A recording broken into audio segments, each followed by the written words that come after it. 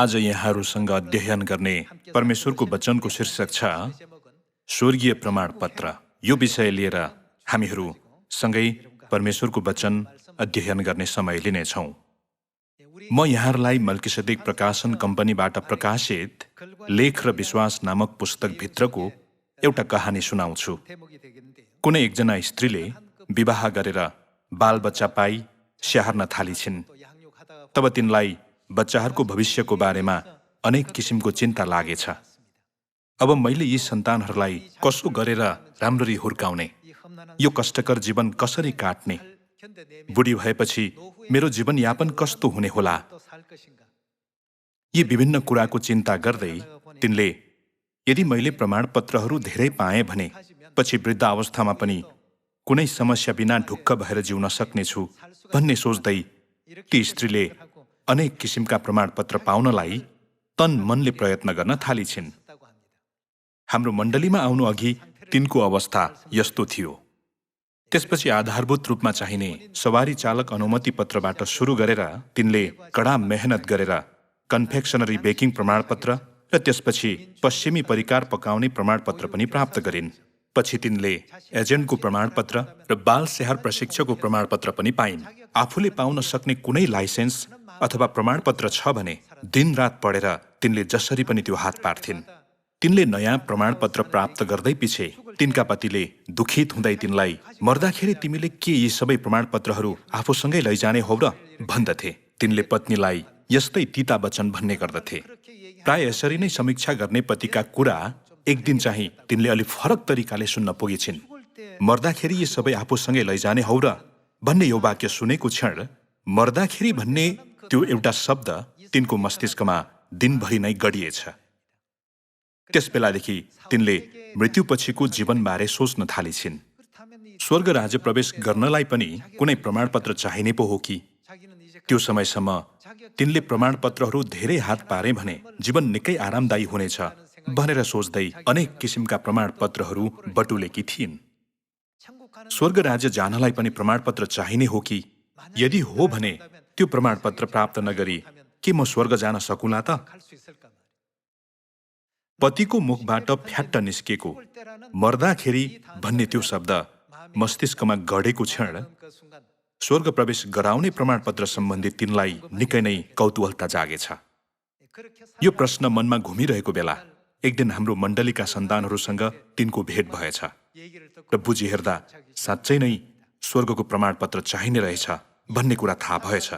जसरी यो संसारमा जिउन हामीलाई विभिन्न किसिमका लाइसेन्स र प्रमाणपत्रहरूको जरुरत पर्छ, त्यसै गरी स्वर्ग जानलाई पनि स्वर्गको प्रमाणपत्र हुनुपर्छ कि पर्दैन त? निसन्देह हुनुपर्छ। तर धन्न यो प्रमाणपत्र पाउन त्यति गाह्रो भने छैन। मानिसहरू यस संसारको लाइसेन्स अथवा प्रमाणपत्र पाउनलाई हानथाप गर्छन्, तर स्वर्ग प्रवेश गराउने स्वर्गको प्रमाणपत्र पाउन यति सजिलो भए पनि तिनीहरू वास्तै गर्दैनन्। हामी मत्ती अध्याय 7 पल्टाएर स्वर्गको प्रमाणपत्र कस्तो चिज हो भन्ने कुरा निश्चित गरौँ। मत्ती 7 को 21 हेर्ने हो भने, मलाई प्रभु प्रभु भन्ने सबै स्वर्गको राज्यमा प्रवेश गर्ने छैनन्, स्वर्गमा हुनुहुने मेरा पिताको इच्छा पालन गर्ने मानिस मात्र परमेश्वरको राज्यमा प्रवेश गर्नेछ भनिएको छ। पिताको इच्छा पालन गर्नु यो नै स्वर्ग प्रवेश गराउने प्रमाणपत्र हो। परमेश्वरको इच्छा पालन गर्ने मानिस मात्र परमेश्वरको राज्यमा प्रवेश गर्नेछ भनेर बाइबलमा जानकारी दिइएकोले पिताको इच्छालाई सही तरिकाले जानेर पिताको इच्छालाई जस्ताको तस्तै पालन गरेमा त्यो नै स्वर्ग जान सकिने प्रमाणपत्र हुनेछ। परमेश्वरले स्वर्ग र नरक दुवै अस्तित्वमा छ अनि यो संसारपछि अर्को जीवन पनि छ भन्ने यथार्थतालाई विश्वास गर्नु भन्नुभएको छ। त्यसैले बाइबलमा सबैभन्दा धेरै जोड दिइएको पक्षमध्येको एक नै विश्वास हो। बाइबलका 66 पुस्तकहरूमा यो शब्दलाई साँच्चै महत्त्वका साथ लेखिएको छ। हामीमा विश्वास हुनुपर्छ। हामीले दृश्य संसारलाई पनि विश्वास त गर्नुपर्छ, तर अदृश्य स्वर्गीय संसारप्रति पूर्ण विश्वास लिँदा स्वर्गीय प्रमाणपत्र अवश्य प्राप्त गर्ने मानिस बन्न सकिन्छ भन्ने यथार्थता परमेश्वरले हामीलाई बोध गराउँदै हुनुहुन्छ। हिब्रू 11:1 को वचन सँगै हेर्नेछौँ। अब विश्वास चाहिँ आशा राखिएका कुराको निश्चय र नदेखिएका कुराको दृढ भरोसा हो, किनकि यसै विश्वासद्वारा प्राचीन मानिसहरूलाई परमेश्वरले ग्रहण गर्नुभयो भनिएको छ। परमेश्वरले धेरै मानिसहरूलाई स्वर्ग जान सकिने विभिन्न किसिमका मार्गबारे जानकारी र सुझाव दिनुभए तापनि तिनीहरूले परमेश्वरको इच्छा पालन गर्न सकिरहेका छैनन्, कारण तिनीहरू परमेश्वरको अस्तित्वलाई विश्वास गर्दैनन् अनि स्वर्ग र नरक साथै पछिको जीवनलाई पनि विश्वास गर्दैनन्। यसैले तिनीहरू यसको उपेक्षा गर्छन्। हिब्रू 11:1 पनि विश्वास चाहिँ आशा राखिएका कुराको निश्चय र नदेखिएका कुराको दृढ भरोसा हो भनेर जानकारी दिएको छ। सरल नेपाली बाइबलमा यो वचनलाई यसरी अभिव्यक्त गरिएको छ। विश्वास गर्नु भनेको आशा गरेको कुरामा ढुक्क हुनु र नदेखेको कुरामा पक्का भरोसा गर्नु हो भनिएको छ। अदृश्य भए पनि बाइबलमा लेखिएका यी विषयवस्तु सबै सत्य छन् भन्ने यथार्थता जान्नु नै विश्वास हो भनिएको छ।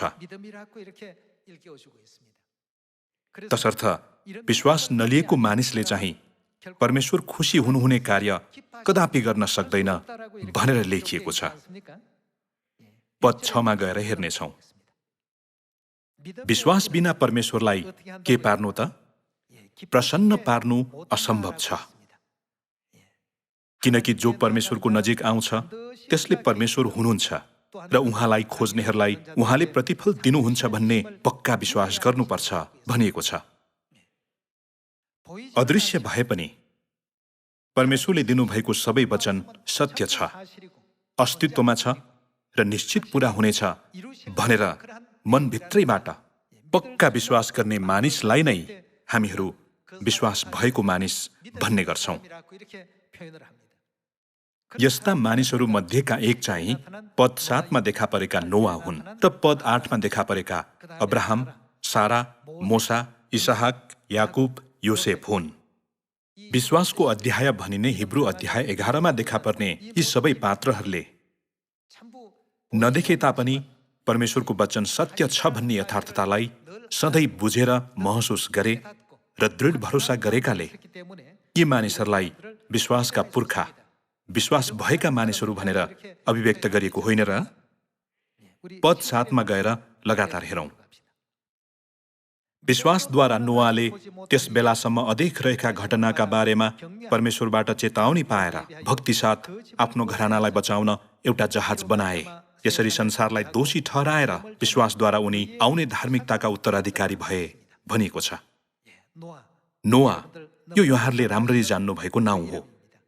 परमेश्वरले पानीद्वारा संसारलाई इन्साफ गर्नुहुँदा जहाज बनाएर आफ्ना सपरिवार साथै सबै जातका जनावरहरूलाई बचाउने ठूलो भूमिका निभाएका नोआ विश्वासका एक पात्र थिए नि, होइन र?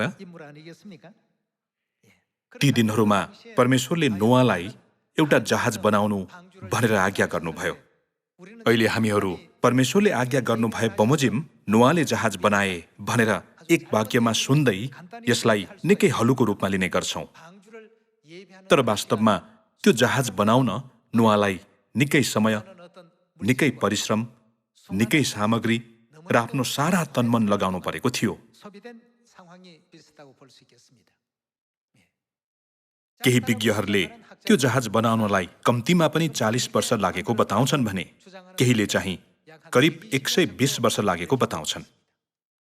दिनहुँ परिश्रम गरेर पनि तिनलाई त्यो काम सिद्ध्याउन त्यति धेरै समय लाग्यो।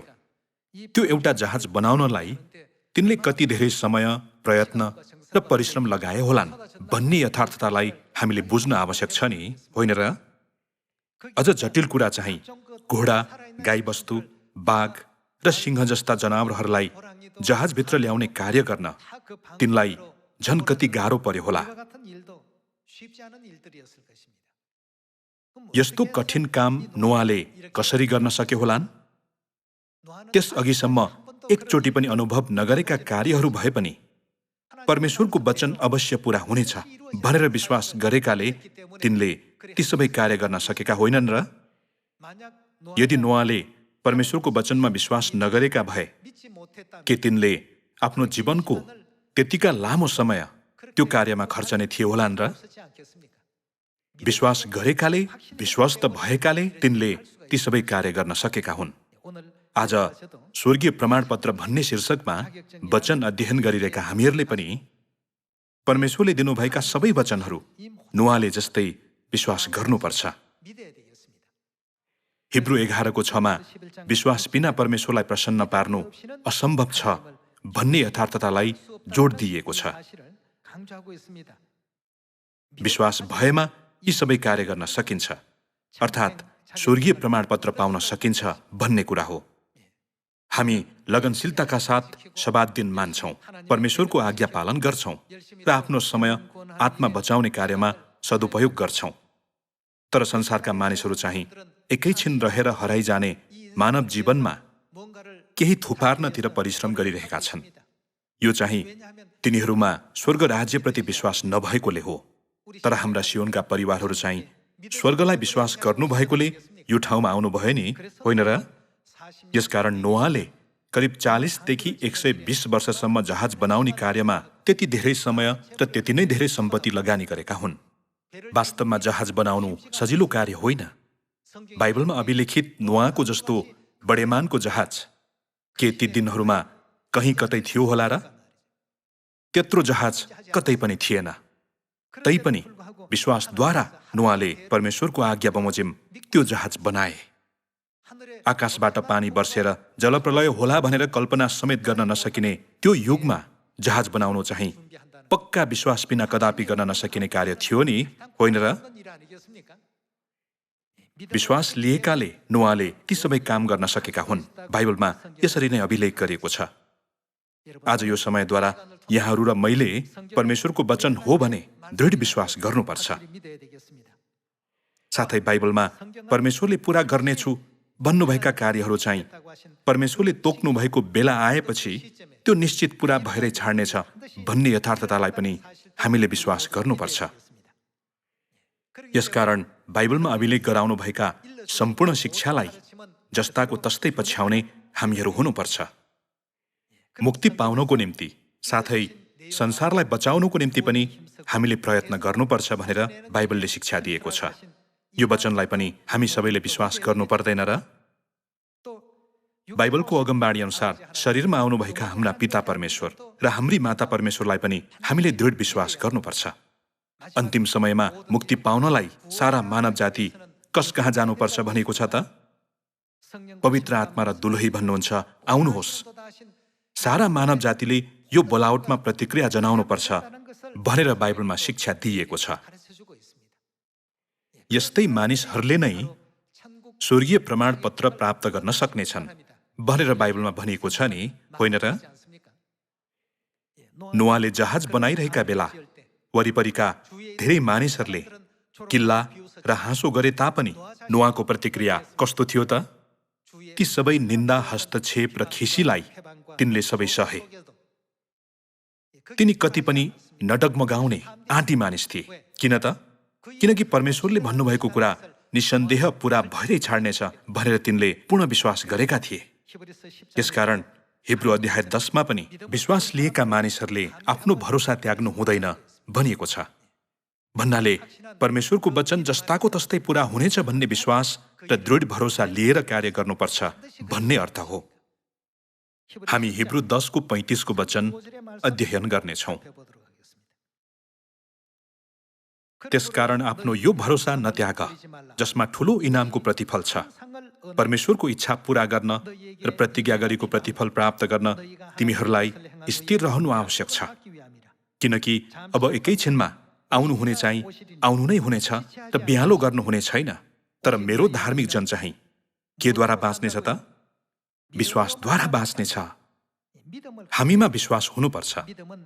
एकछिन अघि हेरेको हिब्रू अध्याय 11 पनि भनिए जस्तै विश्वास चाहिँ नदेखिएका कुराको आशा र दृढ भरोसा हो। र यदि ऊ पछि हट्छ भने त म उसँग खुसी हुने छैन। तर हामी पछि हट्ने र विनाश पारिनेहरू मध्येका होइनौँ। तर विश्वास गरी बचाइएकाहरू मध्येका हौं।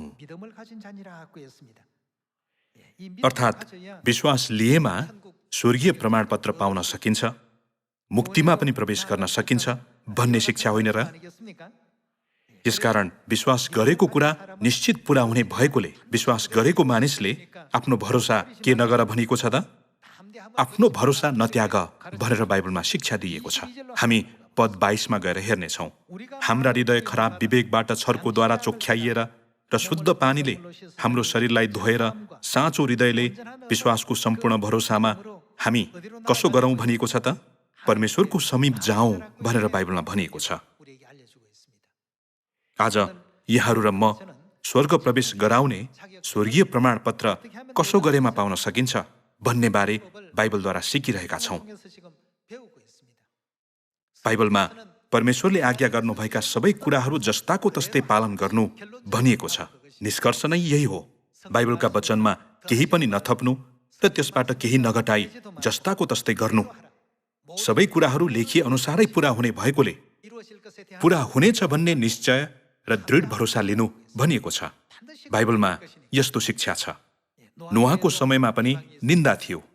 सुरुको मण्डलीको समयमा पनि येशूजुलाई विश्वास गर्नेहरूलाई नासरतका सिकर्मी येशूलाई विश्वास गर्नेहरू भन्दै धेरै मानिसहरूले ती विश्वासीहरूलाई निन्दा र खिसी गरेका थिए। तैपनि सुरुको मण्डलीका सन्तहरूले कस्तो प्रतिक्रिया जनाए त?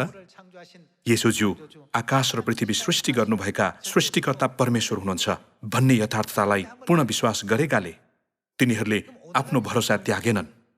त्यसो भए वर्तमान पवित्र आत्माको युगमा चाहिने त निश्चय नै यहोवा परमेश्वर, येशूज्यू र नयाँ नाउँ आन्साङहुङज्यू एकै र उही परमेश्वर हुनुहुन्छ नि, होइन र?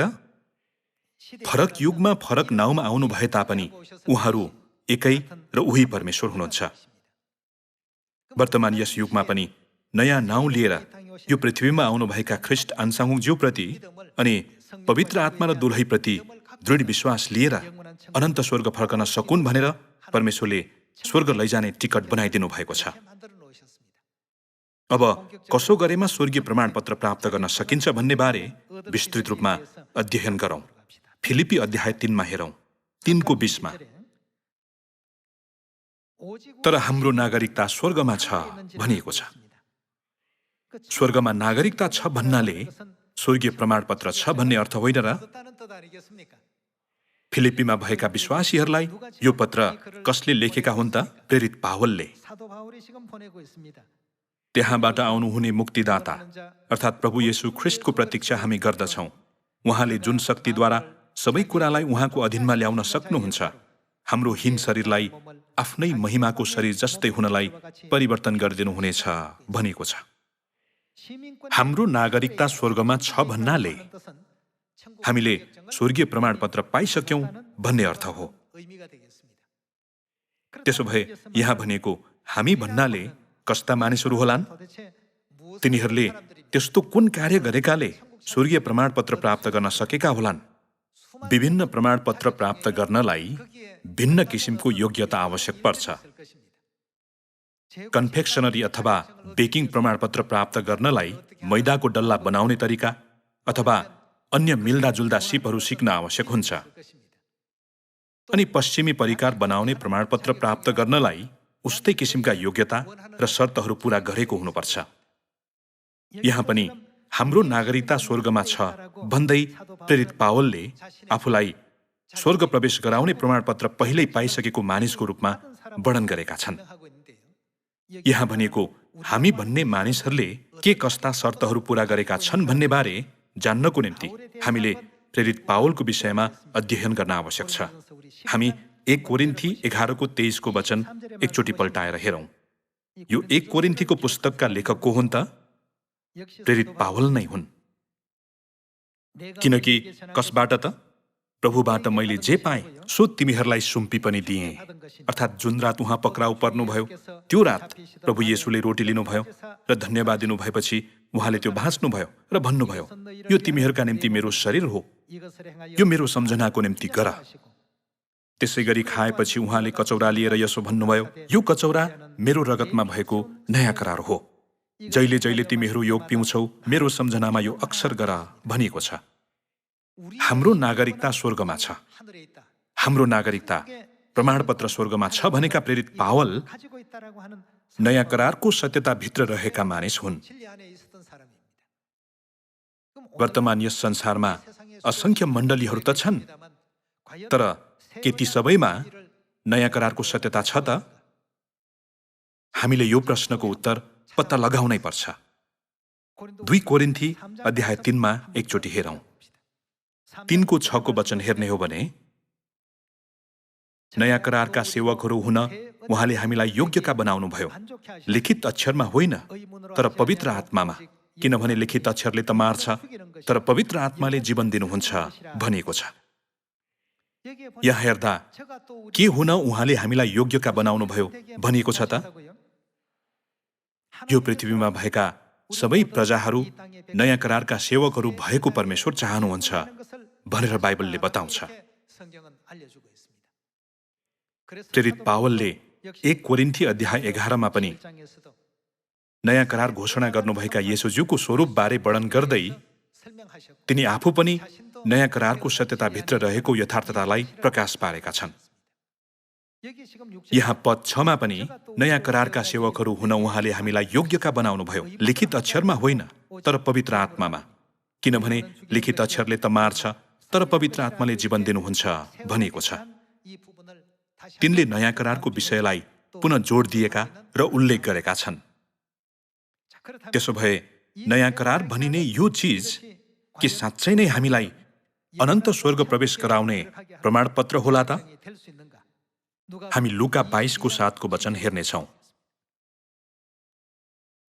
अखमेरी रोटीको चाडको दिन आयो, जुन दिन निस्तार चाडको थुमा बलि चढाउनु पर्थ्यो। उहाँले पत्रुस र यूहन्नालाई यसो भनेर पठाउनुभयो, गएर हाम्रा निम्ति निस्तार चाडको भोज तयार गर। यसैको पद 14 जाउँ। अनि जब बेला भयो तब उहाँ प्रेरितहरूसँग भोजन गर्न बस्नुभयो। उहाँले तिनीहरूलाई भन्नुभयो, मैले दुःख भोग्न अघि नै यो निस्तार चाडको भोजन तिमीहरूसँग खाने ठूलो इच्छा गरेको थिएँ भनेको छ। अब यो निस्तार चाडद्वारा येशूज्यूले नयाँ करार घोषणा गर्नुहुने दृश्यतिर जानेछौँ। पद 19 हेरौँ। अनि उहाँले रोटी लिनुभयो र धन्यवाद चढाउनु भएपछि त्यो भाँच्नुभयो र तिनीहरूलाई यसो भन्दै दिनुभयो, तिमीहरूका निम्ति दिइएको यो मेरो शरीर हो, मेरो सम्झनामा यो गर्ने गर।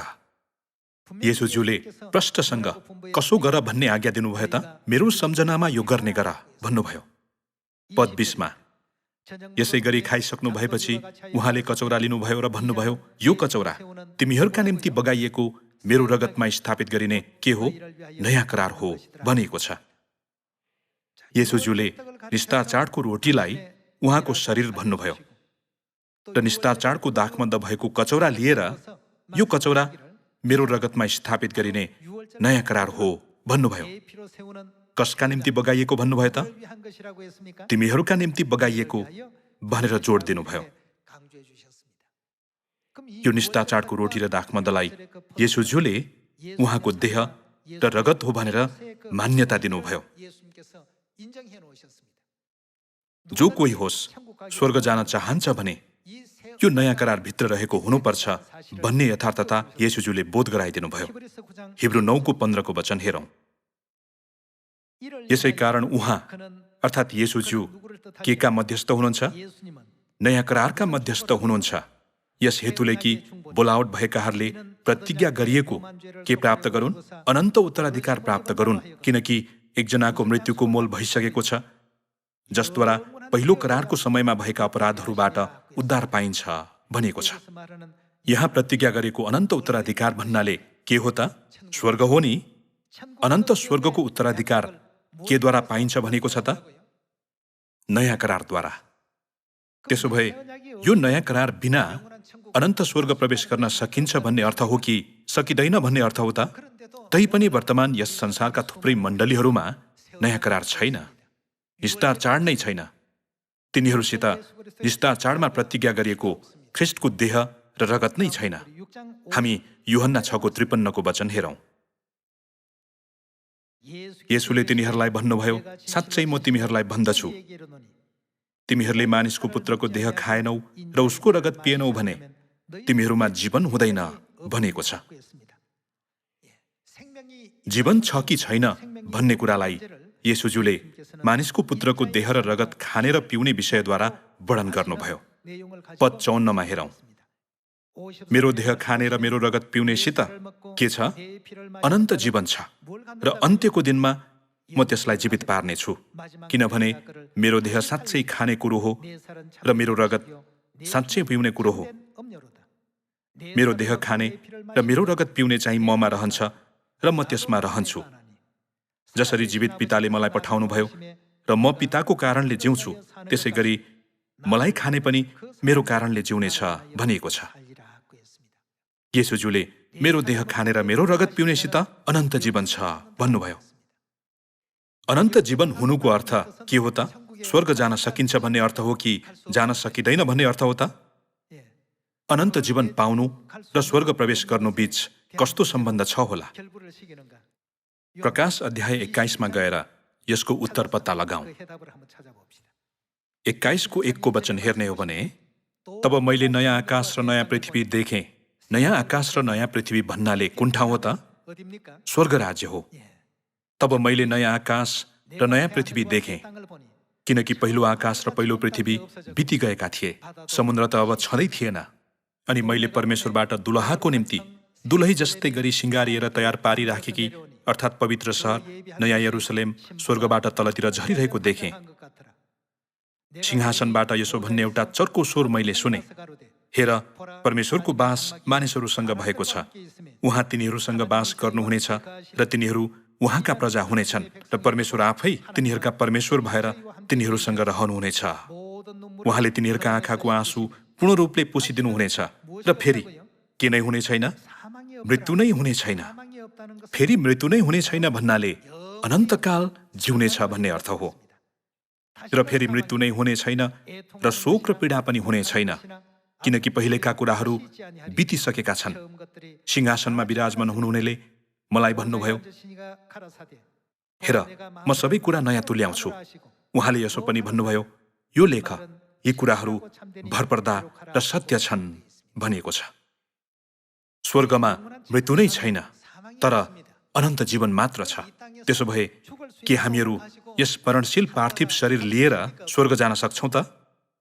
हामीलाई अनन्त जीवन दिने प्रतिज्ञा परमेश्वरले केद्वारा पूरा गर्नुहुन्छ होला? नयाँ करार निस्तारचारद्वारा अनन्त जीवनको प्रतिज्ञा पूरा गर्नुहुन्छ। नयाँ करार निस्तारचारद्वारा परमेश्वरले हामीलाई उहाँका सन्तान बन्न सक्ने अधिकार समेत प्रदान गर्नुभएको छ नि, होइन र? परमेश्वरले उहाँको अमरणशील देह र रगत सम्पूर्ण मानव जातिलाई दिनु भएर अनन्त जीवन दिने नयाँ करारको मार्गलाई करारद्वारा बाँध्नुभयो। त्यसो भए स्वर्ग प्रवेश गराउने प्रमाणपत्र पाउनको निम्ति यहाँहरू र मलाई अनिवार्य रूपमा कुन सत्यता आवश्यक पर्छ त? नयाँ करार निस्तारचारको सत्यता। तर नयाँ करार निस्तारचारको सत्यता नै नभएकाहरूले हामी स्वर्ग जान सक्छौँ भन्छन् भने ती सबै झुट बोल्नेहरू हुन्। 1 यूहन्नाको पुस्तकमा हेर्दा परमेश्वरलाई चिन्छु, विश्वास गर्छु भन्ने तर उहाँको आज्ञा पालन नगर्ने मानिसहरू सबै झुट बोल्नेहरू हुन् भनेर स्पष्टसँग जानकारी दिएको छ नि, होइन र? सुरुमा सुनाएको कहानीकी सिस्टरले पनि यो पृथ्वीमा प्रमाणपत्रहरू धेरै बटुल्न सके भने त्यसपछिको जीवन सुनिश्चित हुनेछ भन्ने सोच्नु भएको थियो। तर उहाँको पतिले भने जस्तै मर्दाखेरि के ती प्रमाणपत्रहरू आफूसँगै लैजान सकिन्छ र? यदि सँगै लैजान सकिने हो भने पनि ती सबै व्यर्थ हुन्, केही काम लाग्दैनन्। दाजुभाइ तथा दिदीबहिनीहरू, यी कुराहरूलाई विचार गरिहेर्दा साँच्चै परमेश्वरले हाम्रो निम्ति स्वर्गीय प्रमाणपत्र तयार गर्नुभएको छ। हामीले ख्रिस्टद्वारा स्वर्गीय प्रमाणपत्रहरू सबै प्राप्त गरिसकेका छौँ। त्यसैले त प्रेरित पावलले आत्मविश्वासका साथ हाम्रो नागरिकता कहाँ छ भने त स्वर्गमा छ। हुन त अहिले हामीहरू यो पृथ्वीमा जिरहेका छौँ, तर हाम्रो वास्तविक नागरिकता स्वर्गमा छ। हामी सबैले स्वर्गीय प्रमाणपत्र प्राप्त गरेका छौँ। बाइबलमा परमेश्वरले नयाँ करारका सेवकहरू हुन हामीलाई योग्यका बनाउनुभयो भन्ने वचन अनि प्रतिज्ञा गरिएको अनन्त उत्तराधिकार नयाँ करारद्वारा प्राप्त हुन्छ भन्ने वचन दिएको छ। आजको यो दिनमा परमेश्वरबाट अझ धेरै आशिष पाउनु भएर यो स्वर्गीय प्रमाणपत्रलाई अझ सुरक्षित साथ राख्ने यहाँहरू सबैजना भइदिनु हुन अनुरोध गर्दछु। अनि नयाँ करारभित्र हामीलाई डोर्याउनु भएका पवित्र आत्मा र दुलही अर्थात् पिता परमेश्वर र माता परमेश्वरलाई आज यो समयद्वारा पुनः एकचोटि सम्पूर्ण धन्यवाद, महिमा र प्रशंसा चढाउन सक्ने यहाँहरू सबैजना भइदिन हुन अनुरोध गर्दै आजको प्रवचन समाप्त गर्दछु। धन्यवाद।